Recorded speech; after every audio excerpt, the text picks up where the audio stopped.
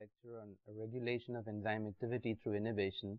In the previous lectures, we talked about different kinds of inhibition: competitive, uncompetitive, non-competitive, substrate, and so on. And we also discussed why we need inhibition, which is to regulate the amount of enzyme that is produced so that other biochemical pathways are not disturbed, so that the energy required for the product formation is minimized, and all these concepts. So we went into great detail and tried to understand competitive inhibition, and then we started working on uncompetitive inhibition, and which is what we will do today. We started on it in the last class, but didn't get the time to finish. So we'll get back and try and remember the concept of uncompetitive inhibition. So if you look at on your screen, what we had in competitive inhibition was that the substrate and the the substrate and the inhibitor, they were competing for the active sites of the enzyme. Whereas in uncompetitive inhibition, that's not like that. The reason is that in uncompetitive inhibition, the inhibitor does not go and sit on the active site of the enzyme, but in some other site, right? So that is what happens. If you see in the picture here, the active site is given by this semicircle, whereas the slot for the inhibitor, the other slide, is a square. So the inhibitor goes and fits into this slot, and the substrate goes and fits in the other slot. So as a result, at one point of time, you can have two options. One is the substrate combining with the enzyme to form the complex which is needed for the product formation P, and the other possibility is both the substrate and the inhibitor combining with the enzyme to form this complex ESI, which is not required for us. As a result, this will not lead to product formation, right? So if you go back to your notes, you will see that we started working on it. So what are my assumptions for the process for the system? There are what are they going to be? One is that if you look at the two reactions, one is that reaction 2 attains equilibrium. The second one is that this species ES over here attains quasi-steady state, and the third one would be the constraint equation. So at any point of time, when I give you this system, and if I give you a lot more complicated system, right, it doesn't have to be just competitive or uncompetitive inhibition. It could be a combination of different kinds of inhibition. So if I at any point of time in the assignment or the test give you problems where these different kinds of inhibitions are sort of combined, so what would be your thumb rules? One, you have to figure out three things. You have to figure out quickly. One is which are the reactions that attain equilibrium, right? So figure that out, A, first. Second is which are the species that attain quasi-steady state, and third, what would be the third step? Apart from the constraint. The constraint is there, but that apart, what else do you need to figure out? Right. Which is the rate limiting step or the slowest step, because the rate of product formation is going to be dictated or governed by that particular state. So any combination I give you, these are some examples we are doing which are prototypes, but if we go beyond these prototypes and come up with more complicated things, what you have to figure out is what are the reactions that attain equilibrium, A, what are the species that attain quasi-steady state, and C, which is the reaction that is a rate limiting step which will govern the rate of product formation. And finally, D, you have to figure out that what is the constraint equation. So what are the elements that are present in the constraint equation, which is to figure out that in what form the enzyme is present. So what are the different complex forms? In this case, as you look at the screen, you will see the enzyme is present as ES, as ESI, and also as E, which is a free enzyme. So your constraint equation is going to be that. So if we go here, so this is the reaction, the equilibrium for reaction 2, right? You see on the screen. So which is ESI gives ES CES times CI over KI, KI being the equilibrium constant, the backward over the forward rate constant. Next, right? Next is the constraint equation, which I already discussed. The CE plus CES plus CESI. that is the enzyme in 2 complex forms plus 1 free form together equals the total amount of enzyme that you put into the system at the start. And the last one is the quasi-steady state. One of the things I pointed out in the last class, if you remember, what is the major difference between this quasi-steady state and the quasi-steady state we wrote for competitive? It is that we have 2 extra terms. It is so that it turns out that those 2 extra terms cancel each other because you make a equilibrium assumption for reaction 2. But you should be careful enough to write those terms, because there could be cases where those terms don't necessarily cancel out the way it does over here. So that is another thing I'm trying to point out, because see, what we're trying to figure out through these examples that we are doing, what would be a strategy or a mechanism to solve a problem of enzyme inhibition in cases where there are different kinds of inhibitions that are involved. The reason is the biochemical pathways that are there in the body are much more complicated than the simple prototypes of simple competitive, non-competitive, uncompetitive that we are doing. So that is the reason. And what I want you to be able to figure out through what we are doing is that, given a system, if at any point of time in your research you are working on a system which has these multiple enzyme pathways and multiple inhibitors inhibiting or regulating those enzyme activities, how to come up and be able to solve. So we are taking things one step at a time, doing the simple cases, but in real life, when you do, there could be a combination of these different kinds of inhibition in the network of reactions. So typically in the human body, biological network, biochemical pathways, these are networks of reactions which are series and parallel. They cut across, intersect with each other, and they're parallel to each other, and then there are complex inhibitors that are there, and there could be inhibitors which inhibit more than one reaction simultaneously. So what is needed is to be able to bring those ideas together, and we are trying to come up with a strategy of a formal theoretical framework for that. So that these are the steps in that theoretical framework. And so if you do that, you will find that your CES, so first here CESI has been broken up into CES and CEI. Okay, now CES is broken up into CE times CS over Km. So that you can substitute over here, and then you will get the CES as a product of the three components. Fine. So I think this is probably where we are, right? In the last class, did we stop here? Somewhere around here we stopped. Yeah. So if you look over here, what is happening is that the CE is now expressed in terms of CE naught, and as I said before, the reason we do that is because it's not possible to measure the free enzyme, right? So CE now is given by CE naught over a denominator which is composed of the substrate as well as the inhibitor, right? Fine, is it clear? So in the absence of the inhibitor, this would go back to the simple model, no inhibitor model. So CES now, CES, which is written as CE times CS over Km, now could be written as CE naught over CS over Km plus CS1 plus Ci over Ki. I'll give you a few seconds to write this down if you want to. So what is the rate going to be? Simply K2 times CES, because the rate limiting step is the product formation step.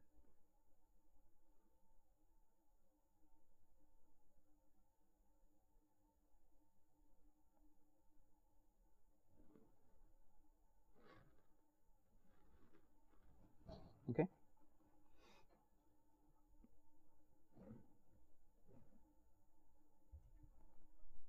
So what we'll do is we'll simply compute the rate here, which is dCp. The product formation rate is dCp dt equals K2 CES, K2 times CES. Now that can be expressed as in terms of CE naught and CES. So what we find over here, if you look, is that again we have been able to revert back to the Michaelis-Menten form. Okay, that is what we find.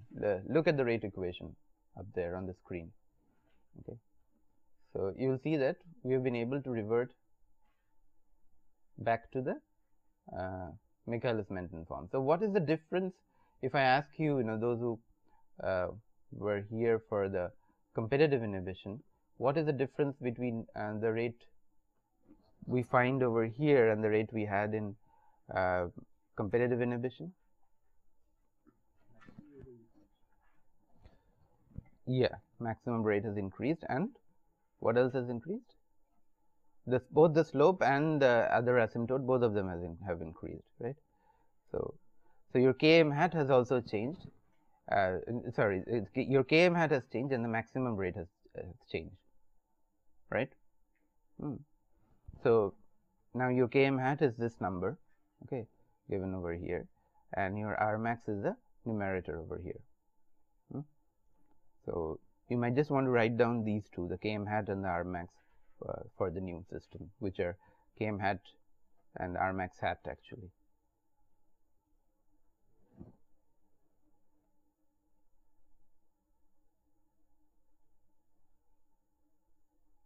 So if you look at these two, once you've written, I'll ask you a quick question on this.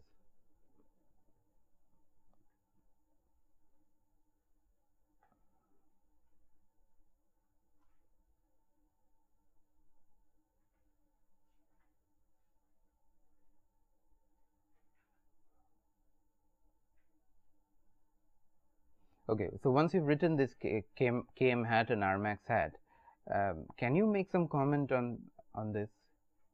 Is there something that you think is worth saying? Both have changed, fine, but what else? Just look at them a little carefully.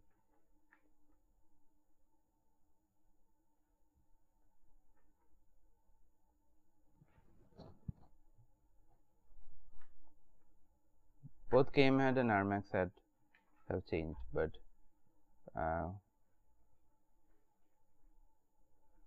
what is interesting about them? Not so complicated. Just look at these two quickly and tell me these two numbers. What? So as compared to, say, without inhibition, I'm giving a hint here. In the absence of inhibition and in the presence of inhibition, so both Km hat, so Km hat has decreased, huh? Or in other words, the ratio remains the same, right? So that is one of the things you notice. So this is one of the differences between this and competitive inhibition. In competitive inhibition, one of them changes, but the ratio also changes. In this case, both of them change by the same factor, as a result of which the ratio remains the same. Why is that important? We'll see in the plot, and you can kind of sort of guess also, right? So this is it, and so this is your Km hat and R max hat, and since your Ci and Ki are both equal to greater than 0, which means that your Km hat and R max hat are both lowered now as compared to in the absence of inhibition, okay, which makes sense, because if you add inhibition not to increase it but to decrease the maximum rate. And however, this is what I wanted to point out, and now it's on the screen, is that the ratio remains the same. As a result, the slope in the plot remains the same. So maximum reaction rate decreases, but the slope in the curve remains the same, and I will show you a picture of that in a while. Okay, so this is on uncompetitive inhibition. We'll now go to non-competitive inhibition, but if there is any quick question on uncompetitive inhibition, you can ask me right now.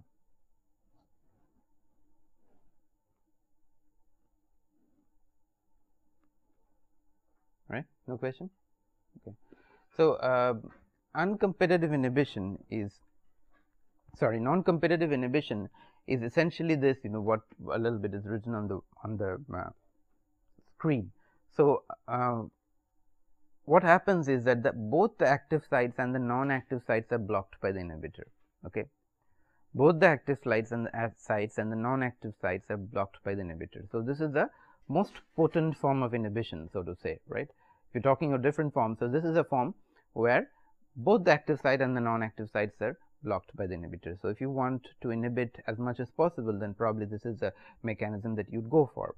Now I'd like to ask you, in terms of reaction, because we've done 3 different kinds before, without inhibition, competitive and uncompetitive, what do you think would be the reaction mechanism? Not in detail, but just give me a sense. What do you think would be the reaction mechanism for this?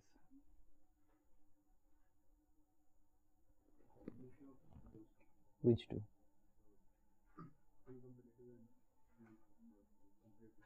Uncompetitive and competitive. Very good. That's the answer. So it's a combination of those two. So it's now on your screen. So as you see that this is see the yellow thing and the red dots over here. So the red is the substrate, the blue is the inhibitor. Okay, so this is where you can have the inhibitor blocking the non-active site. This is the inhibitor blocking the this is the substrate taking up the active site, but there is a possibility that the inhibitor might also block the active site. So the reaction scheme, as you see, is a combination, as I said, of the last two. So in the competitive inhibition, you had equations 1 and 2, right? So which was the equation 1 is the general equation in the absence of inhibitor, which is the substrate and the enzyme reacting to form the complex that forming the product. Equation 2 was for competitive inhibition, where the inhibitor was competing with the substrate for the attention of the enzyme, for the attention of the active sites of the enzyme rather, and these two form the competitive inhibition. And 1 and 3 formed the uncompetitive inhibition, where the enzyme was not directly binding to the active site of the the inhibitor was not directly binding to the active site of the enzyme, but it was binding to the non-active site, to the complex, so to say. So here, as I said, this is the most potent form of inhibition, and here what happens is that all three reactions together happen, which is the first reaction, the normal reaction, the first kind of inhibition, that is the competitive inhibition, and the uncompetitive inhibition. All three together happen. Okay, it's strange kind of why this name comes, the non-competitive, but it is competitive in a way. So yeah, so I'll give you a few seconds to write down the reactions if you want.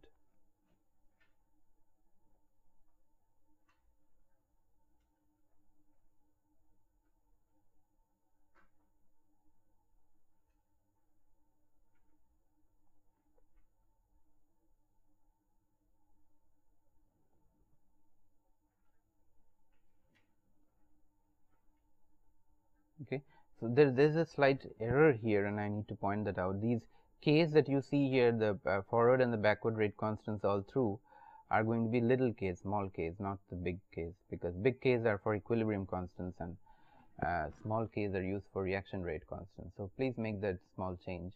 Yeah, in all the reactions 1, 2, and 3, the k's are going to be small k's. Okay. Now, so we talked about strategy. So what our strategy is going to be in terms of the framework for deriving what we want to. What is the first thing we should consider? What are the reactions that attain equilibrium? So what are the reactions that attain equilibrium here?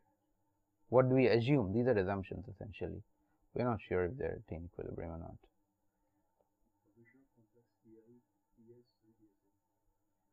No, just EI and ESI.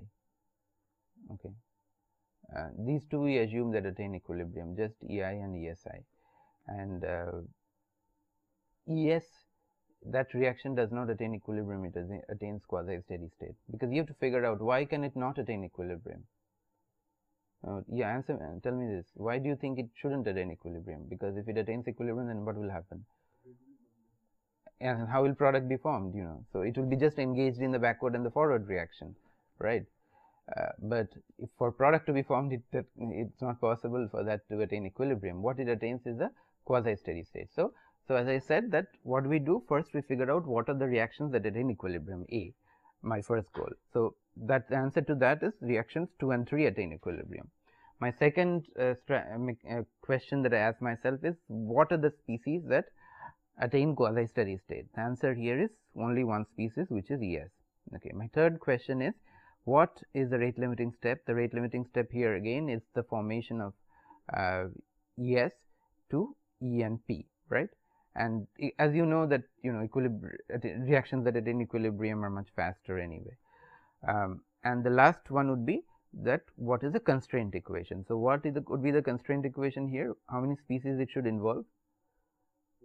For the first time, it will involve 4 species, which are the free enzyme E, then the complex 1 ES, complex 2 EI, and complex 3 ESI, right? So what I want you to do is, I have the things here, but I want you to quickly go and write some of them. So first one is that reactions 2 and 3 attain equilibrium. So this is what you have, and if you want, you can make a note. So CEI is given as CE times CI over KEI. That's first. Second is ESI, sorry, is given as CES times CI over KEI. Okay. But our goal is to be able to express these complexes in terms of the elements, right?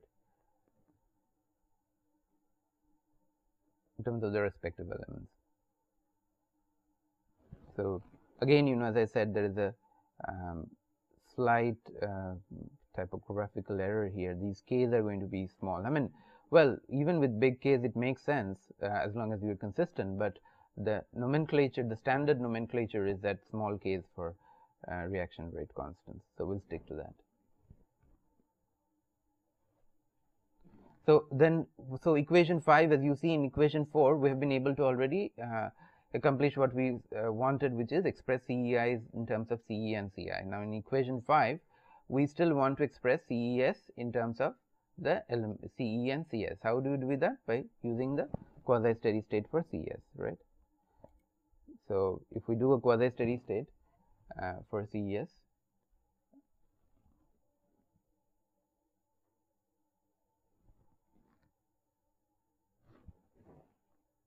what will you get? How many terms will you get for quasi steady state for CES? When you write the quasi steady state equation, so ddt of CES, how many terms? 5 terms, right? You get 5 terms. Is it clear to everybody? You get 5 terms, 2 of which will cancel out because of the equilibrium assumption given by equation 5, right? So as you see on the screen now, so you have 5 terms. ddt of CES has 5 terms, 3 from the first reaction 1, 2 from reaction 3, and the 2 terms from reaction 3 cancel out because we make equilibrium assumptions for reaction 3. So that's essentially the same as equation 5. Is it clear to everybody? Okay. So now after doing this, we have been able to express. So if you see the bottom thing here, the last line out here, we have been able to express our CES as a product of CE and CS divided by the Michaelis constant Km, right? So the Michaelis constant is still the same, it still retains the same form. Clear? Okay. Then what else? What else is left to do? Constraint equation. So these are the steps, you know. So you should be able to, you know, by now you should be completely thorough because we're at the end of this chapter.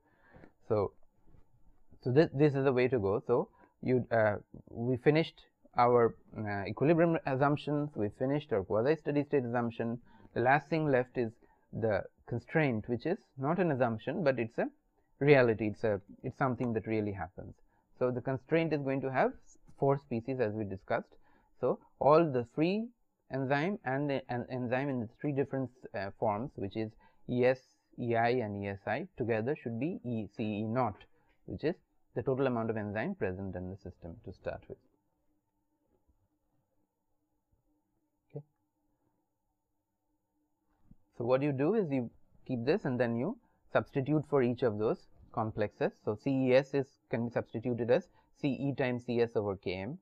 CEI could be substituted as CE times CI over KEI, and CESI could be substituted as CE times CS times CI over Km over KESI, right? So now we've been able to express all of these complexes in terms of the basic elements. Now the next step is, as I said, CE is also not something we really know, and we want to express everything in terms of CE naught. So we express everything CE in terms of CE naught as CE equals CE naught over this denominator, and then we can put it back into our last equation, which is which equation is that? The last one is the rate limiting step, the rate of product formation, right?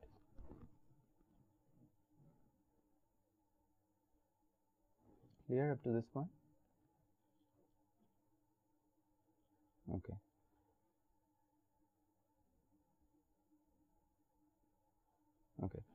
So yeah, in case you need more time to write things down, always let me know.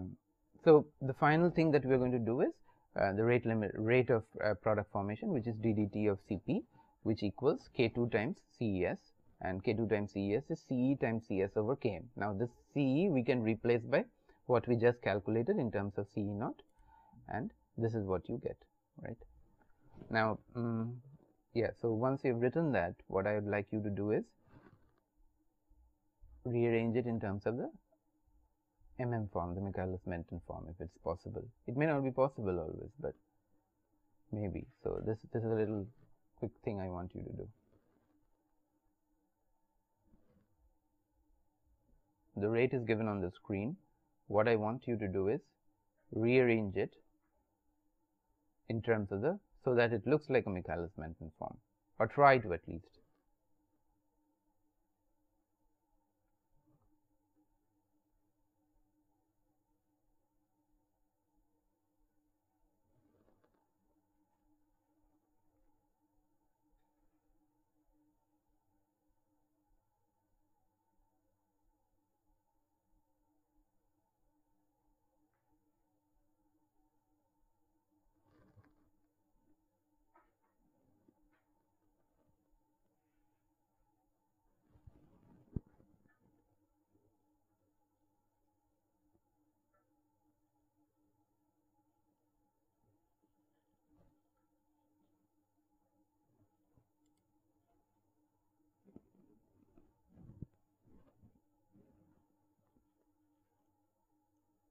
Then, so what you essentially have to do is, you have to have a Cs in the numerator, and the denominator should have a constant plus Cs, right?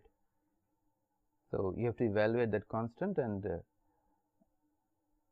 other constants that are prefactors of the Cs in the numerator. So yeah, if you are stuck, you can just look up in the screen, the answer is there.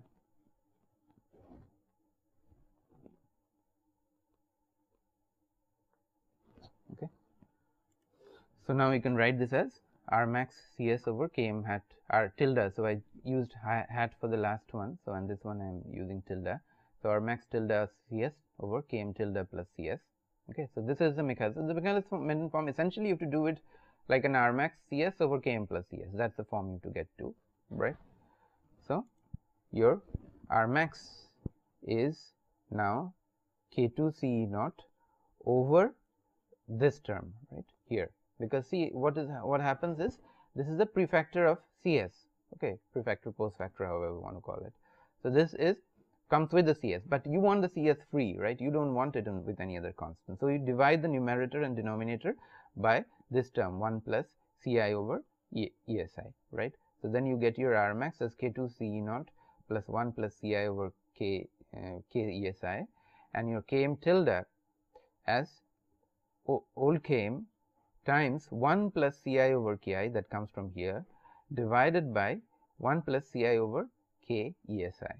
Okay, fine. Now can you tell me by looking at R max tilde and Km tilde, if these are going to be larger and smaller than your Km and R max? Smaller always, right? We cannot conclude about that's the right answer, yes. So R max is, if you look up there, R max is smaller than always smaller, but we cannot make because why is R max always smaller? Because Ci is larger than 0 and KESI is larger than 0, so it's always smaller. But we cannot make such conclusive comments on Km tilde. The reason being, what is the reason? We don't know. We cannot compare KI, ESI. Yeah, so it depends on the relationship between KEI and KESI.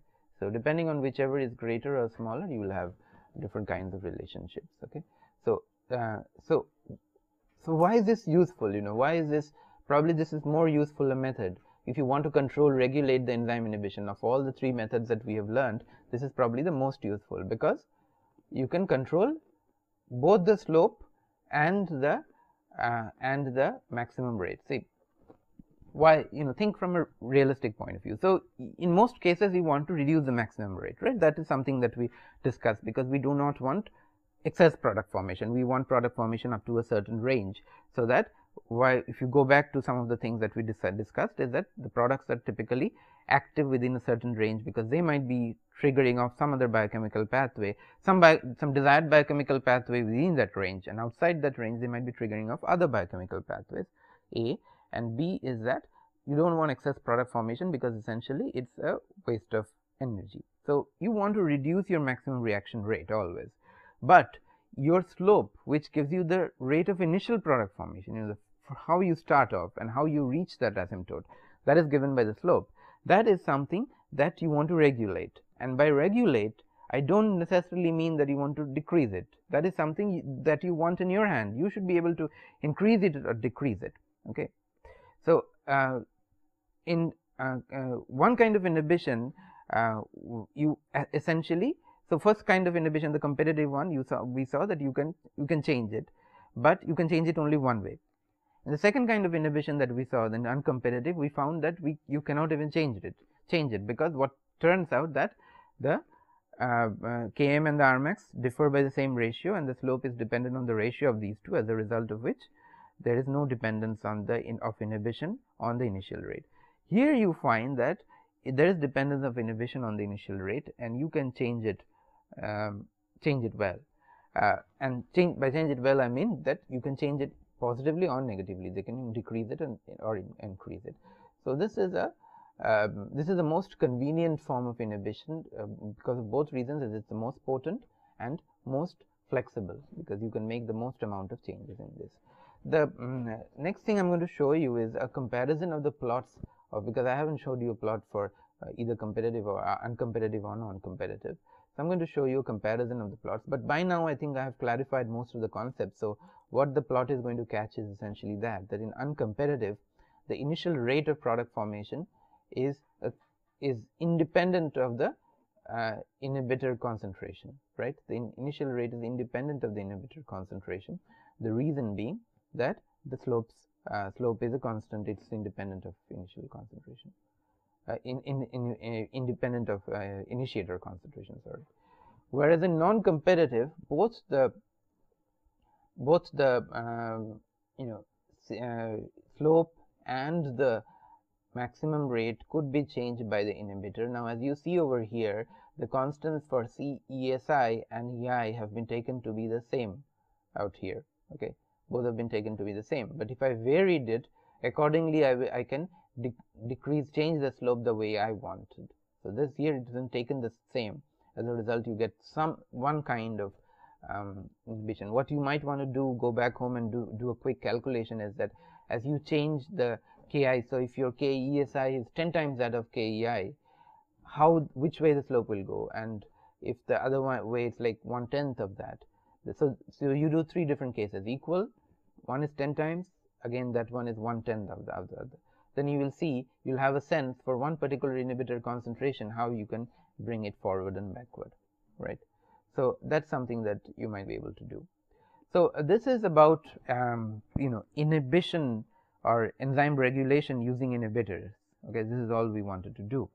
The last thing that we are going to do is another kind of inhibition, but which is not initiated or influenced or dictated by inhibitors. It is a natural process, an intrinsic inhibition. So, when we talked about inhibition in the first one of the earlier lectures, we talked about intrinsic and extrinsic inhibitor. So, in extrinsic inhibitor, you can add the inhibitor from outside, say, and make these kind of inhibition happen. And in intrinsic inhibition, there are 2 possibilities. One is that the inhibitor is there inside the system itself and kind of inhibits a set of reactions. The other possibility is that the substrate itself inhibits the reaction. Okay, there could be possibilities where the product itself inhibits the reaction. Okay, some of you probably might know there are quite a few reactions where the product itself inhibits the reaction. So, if the product itself inhibits the reaction and you do not want inhibition, for example, what would you do? Very straightforward answer.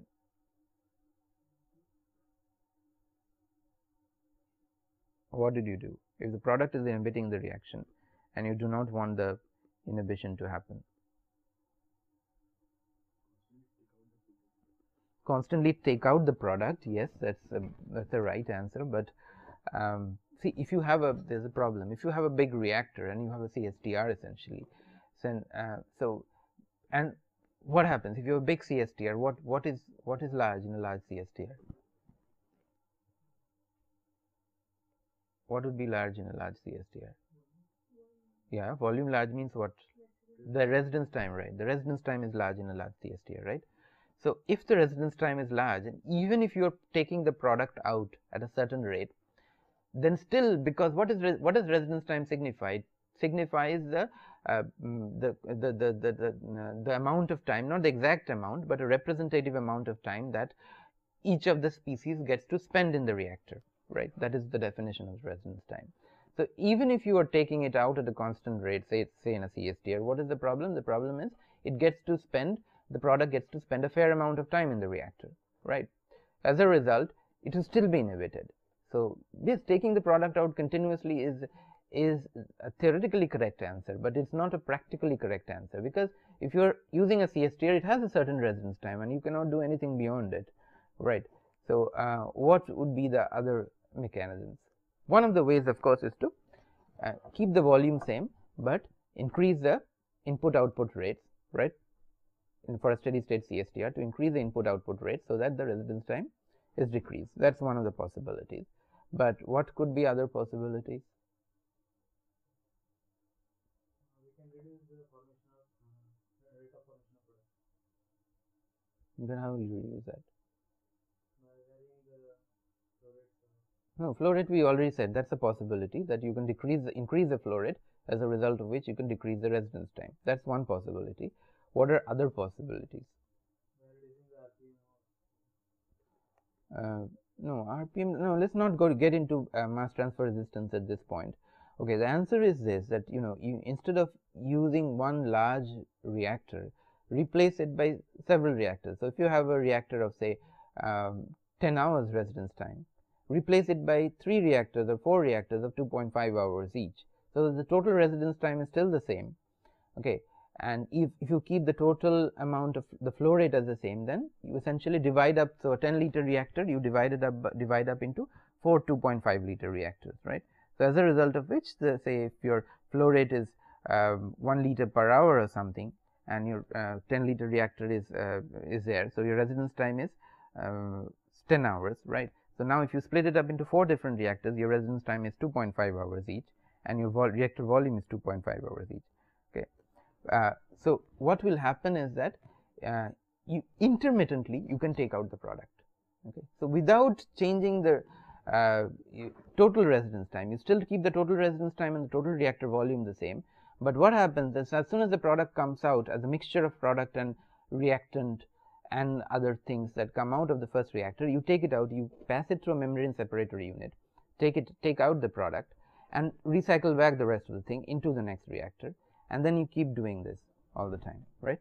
Is it clear? So as a result, you will intermittently take out the product. So this is one way you can stop inhibition from the product. But the problem is that life is a little more difficult when the substrate starts to inhibit. Okay, when the substrate starts to inhibit, and there is another kind of reaction, you probably know that, it's called autocatalytic reactions. Okay, so the autocatalytic reaction is what is autocatalytic reaction? It's just catalyst. Yeah, so essentially what we talked about just now is an auto-inhibitor reaction, where the product inhibits the reaction, and then you can have autocatalytic reactions where the product catalyzes the reaction. Okay, now just as auto-inhibitor reactions are bad and you do not want the product to inhibit the reactant, the autocatalytic reactions could be bad as well. Why do you think so? Very fast. Then what will happen? Reaction rate will keep on increasing. Can work. Yeah, right. That's a very good answer. So what happens is a phenomena called reactor runaway. Okay, there's a phenomena called reactor runaway, and these reactor runaways typically happen in autocatalytic reactions. Okay, one of the things that you do not know, I'll tell you in a few minutes, but you talked about exothermic. Forget about exothermic, and I'll come to that in a minute. See, simple non-isothermal reaction, for example, A plus B, A plus say, let's say A plus B giving 2B. Okay, so that's an autocatalytic reaction. So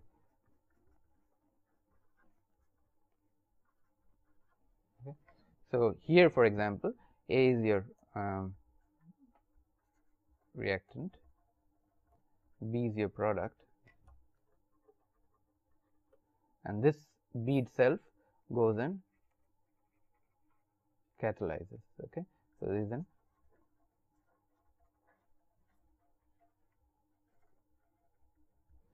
autocatalytic reaction. Okay, so so the thing is that this B is going and catalyzing, and so the more B you produce over here, the more the reaction is catalyzed. Okay, so what you're talking is about exothermic reactions. So the reactor can go through what is known as burst out completely.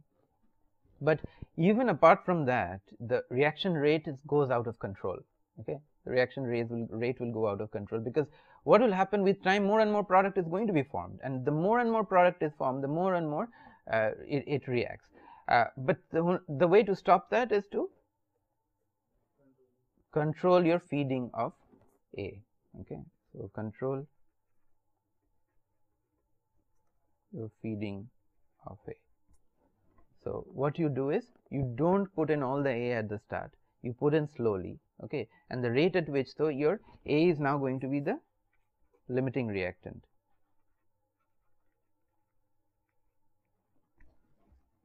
A is going to be your limiting reactant, and the more you limit the amount of A that is formed, that is there in the system, the more the reaction is limited.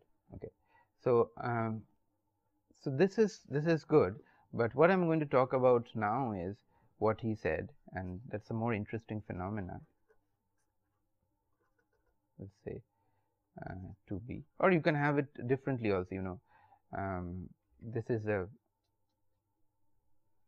more famous form actually. This is what I wrote on the top is a more famous form. This is a Gray-Scott model. This is known as the Gray-Scott model. So, and a huge amount of theoretical and experimental studies have been done on these autocatalytic systems. And I'll come to a minute why these studies actually had been done in these autocatalytic systems. So you can have a system like this, or so let's call this isothermal, or you can have a system as A going to be exothermic. Okay, so if I have A plus B giving 2B, what would be the reaction rate?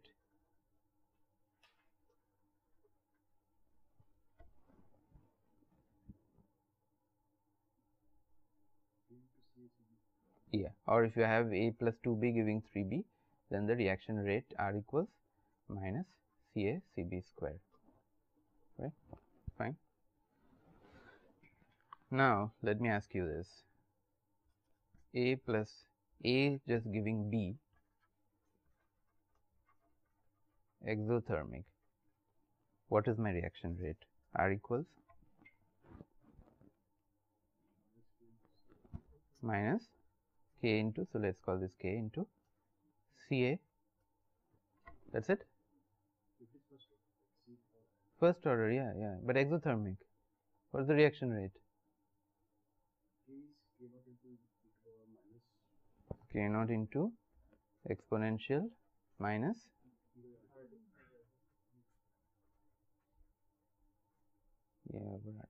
right. And this is probably, I'm sure, this is something you know, but there's something I'm going to tell you that you don't know. So this reaction is autocatalytic. Do you know this?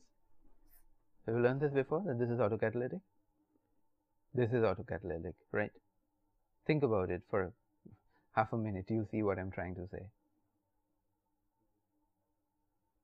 You see why it's autocatalytic? Temperature is a catalyst here. Catalyst equals temperature. Okay. So here catalyst equals temperature. Do you see what I'm saying? Because this is exothermic, so heat is going to be generated. Okay.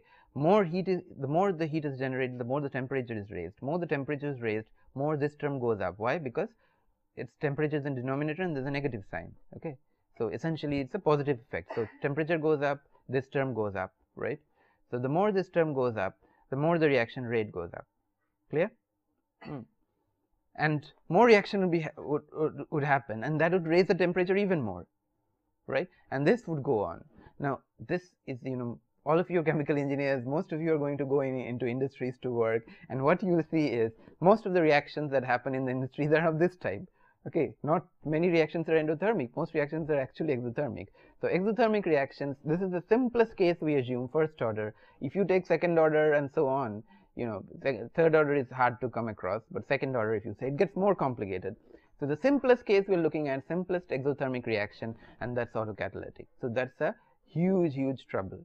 Okay, that's a huge trouble in industries. And so I think you were telling me that in your company you used to have accidents very often. So no wonder you'd have so accidents is a possibility. And that is why it's very important to be able to control these reactions, either by inhibiting them or by coming up with other means, for example, feeding it in a different way, or for what happens is that now let's come to the concept of reactor runaway. So one of the things that you can continue to do is cool it either by jacketed cooling or by kind of cooling where you couple up an exothermic and endothermic reaction, so that the heat produced by exothermic reaction is quickly taken up by the endothermic reaction. So these are different strategies that you come up with. Now, what is a reactor runaway? Okay, reactor runaway is not necessarily the fact that this would get very hot. This because of the reaction, the heat generated. This is the reaction rate, and because of the heat generated, the reactor becomes very hot and bursts. No, that's not possible, because as engineers we design these reactors properly enough so that they would not burst so easily, so that there is no reactor runaway. Reactor runaway is essentially that if you have a reactor like this, and these are large reactors, okay, and you are mixing them, okay, at several points, let's say, and here is your reaction happening A, everywhere it's happening. Now what happens is these reactors are real reactors, and there are different kinds of perturbations, disturbances. So so there could be disturbances on the floor, there could be disturbances in the jacket, on the side, there could be different disturbances in different places. So for example, if you are having a jacketed cooling, the cooling in one side may be different from the cooling in other side. These are normal things that happen in a chemical reaction, and these are things that you cannot control. You can control the amount of coolant that flows in, you can control the amount of the reactant that comes in, but you cannot control these things which are out of your control, essentially. For example, influences or perturbations or changes or fluctuations in the coolant rate and so on. So as a result, what happens is that the temperature is not uniform. A lot of effort is put in to make these temperatures uniform, put in as many stirrers as you want, but the temperatures are not uniform in the reactor. That's a reality one has to live with. So what happens when a temperature is not uniform in the reactor? Hotspots would generate, but essentially in terms of the reaction, what would happen? If I look at this reaction A plus B, what happens? You think about in the terms of the reaction rate. So if temperature is more at a certain place, and these reactions are autocatalytic, where the catalyst is temperature. So if temperature is higher in one particular end of the reactor than the other end, then what would happen is that the reaction would be higher in that particular end as compared to the other end. So what will happen is that so what will happen is this A going to be over here and A going to be over here as well. But if the temperature T here is T1 and this is T2 and T1 is greater than T2, then this will the reaction rate will here go up, okay, and so more heat will be generated over here, and that heat will catalyze even more reaction. So what will happen is the hot will get hotter. So this is like the rich getting richer.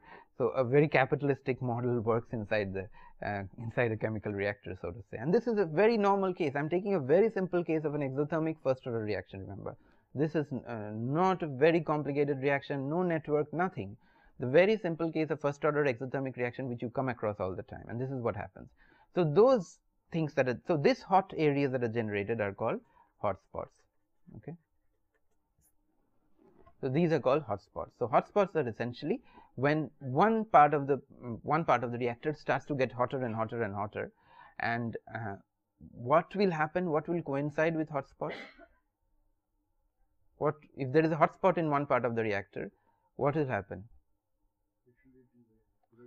But in other parts of the reactor, the reaction rate might go down. You know, there could be cold spots. The reason is that the total amount of energy that is typically given to the reactor is more or less a constant. So there is a possibility that the other regions might cool down. There is a possibility. I'm not saying that it will necessarily happen, but there's a possibility. So when these hotspots blow up, that is, you have hotspots in different parts, okay, and the temperature, so few hotspots in different parts of the reactor, and temperatures in these hotspots become much greater. So if the average temperature elsewhere is T2 and T1 is the temperature in the hotspot, then if T1 is much greater than T2, when this happens, the reactor blows up. So when a reactor blows up, it's not that the entire reactor blows up, it's not that the temperature in the whole reactor is very high, it's that certain parts of the reactor become extremely hot and cannot be handled, and it blows up, and that is called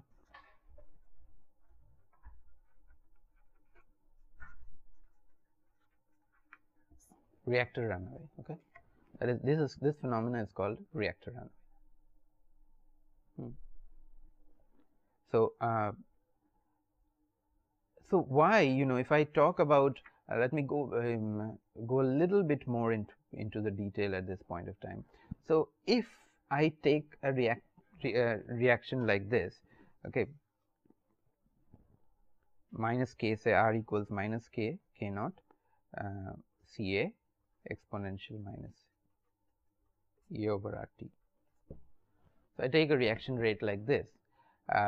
Now we thought about it practically, and we looked at the practical part of it. But you know, one of the things we want to do is bring down theory and practical things together. So if you look at this equation mathematically now, what is there in this equation? You know, I want you to think from a completely different angle now. If you look at this equation mathematically, what is there in this equation that can make such a thing happen? No, not rate constant. Yeah, what is there about the exponential part? Of course, the fact that it goes up and so on, but mathematically, I want you to think more mathematically now. Fine, but if I had given, you know, if I had just given any other increase form of increase, what is so curious about this particular form?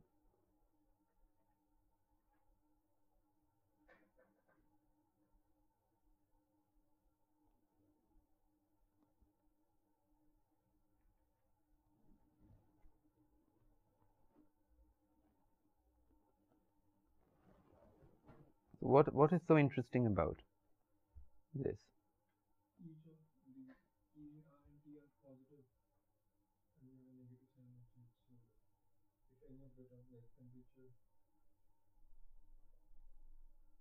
Okay, I'll give you a simpler example. Okay, I'll give you a simpler example. This A plus 2B giving 3B. Okay, let's look at this. Isothermal. So that also gives the similar kind of thing, right? That's also, why is it? Because this is also autocatalytic, this is also autocatalytic. So this is a little more complicated. So let's look at the simpler form. So here RA equals minus K CaCV square. Okay, so Ca is same here. Let's call this K naught. K naught is same here. So if you compare this with this part with this part, okay, what is interesting? What is important about that? This and this. You have to get this. Mathematically, you know, let's not think about but yeah, what is the basic thing? You know, I want you to utter that word.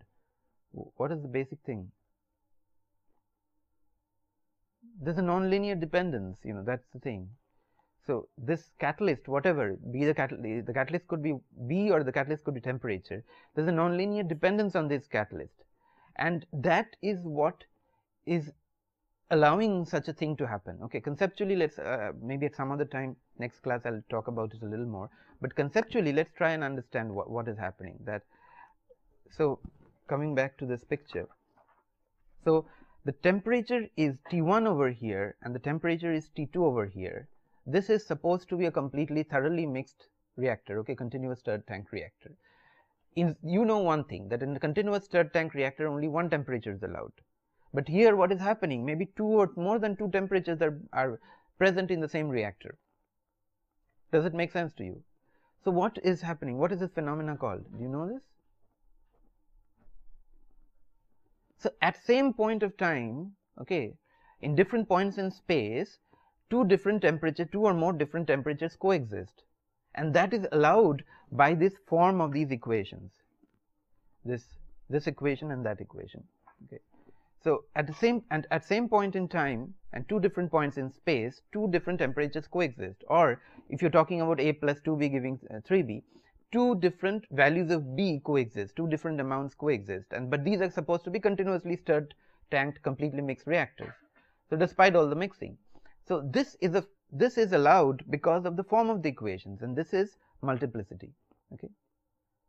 So essentially there is multiplicity. So these equations, these forms allow that kind of thing. So you know, maybe next class I'll talk a little bit about bifurcation and multiplicity, because there are other things that will show also which have to deal with multiplicity. But because of the basic thing that multiplicity is allowed by these equations, okay. So at same point of time there could be two temperatures in space, or two values of a certain constant substrate or a certain product in space within a continuously stirred tank reactor. That is multiplicity, and because multiplicity is allowed, that this is allowed to happen, right? Otherwise, unless multiplicity is not allowed, then temperature in one spot cannot go up while the temperature in another spot remains the same. Is it clear? But that see that is from a physical point of view, you're thinking it makes sense, but it has to be supported and allowed by your theoretical framework, your theoretical equations that you have, and that is supported and allowed by this particular thing. So this is, I think, something very important I wanted to discuss today. It's not completely directly related to what we are doing, but as chemical engineers you should know that a very simple equation like a first order exothermic reaction, which is something that you handle all the time and you will handle all the time for the rest of your life, is autocatalytic, and these are some of the very complex phenomena that it can lead to, and that is why it has been studied in such great detail over the last say 30 years, 40 years. It has been studied in great detail, you know. Lots of work has been done on it. So a little bit we'll come across in our next lecture, which has to deal with bifurcation and multiplicity, and I'll give you some sense of it. So next class we'll finish the substrate inhibition and the rest of the chapter. So this week we'll finish that. So thank you for being here, and so we'll continue with the substrate inhibition and the rest in the next lecture. Thanks.